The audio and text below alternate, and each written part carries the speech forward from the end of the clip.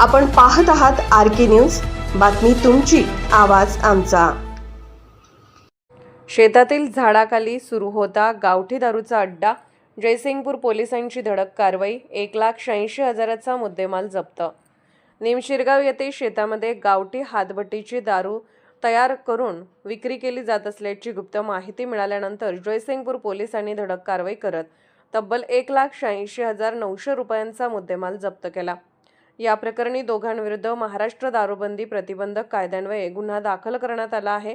पोलिसांनी दिलेल्या माहितीनुसार 1 जुलै 2026 रोजी दुपारी 1:45 वाजण्याच्या सुमारास निमशिरगाव येथील रमेश सीताराम कांबळे यांच्या शेतातील गट क्रमांक 304 मधील बांधावरील करंजाच्या झाडाखाली गावठी दारूची हातभट्टी सुरू असल्याची माहिती मिळाली। त्यानुसार पोलीस निरीक्षक संतोष गोरे यांच्या मार्गदर्शनाखाली पथकाने घटनास्थळी छापा टाकला। कारवाई दरम्यान पोलिसांनी 4 चुलवाने, सुमारे 800 लिटर कच्चे रसायन, 200 लिटर तयार गावठी दारू, 4 सरपणाचे प्लास्टिक काटे, 95 प्लास्टिक पोती, 4 जर्मन ड्रम, प्लास्टिकच्या 6 पिशव्या तसेच जळाऊ लाकूड असा एकूण 1,86,900 रुपयांचा मुद्देमाल जप्त केला।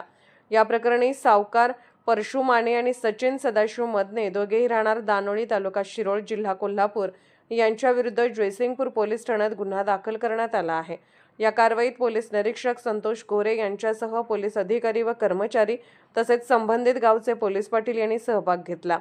अवैध दारू निर्मिती व विक्री विरोधात अशा प्रकारच्या कारवाया पुढेही सुरू राहणार असल्याचे पोलिसांनी स्पष्ट केले।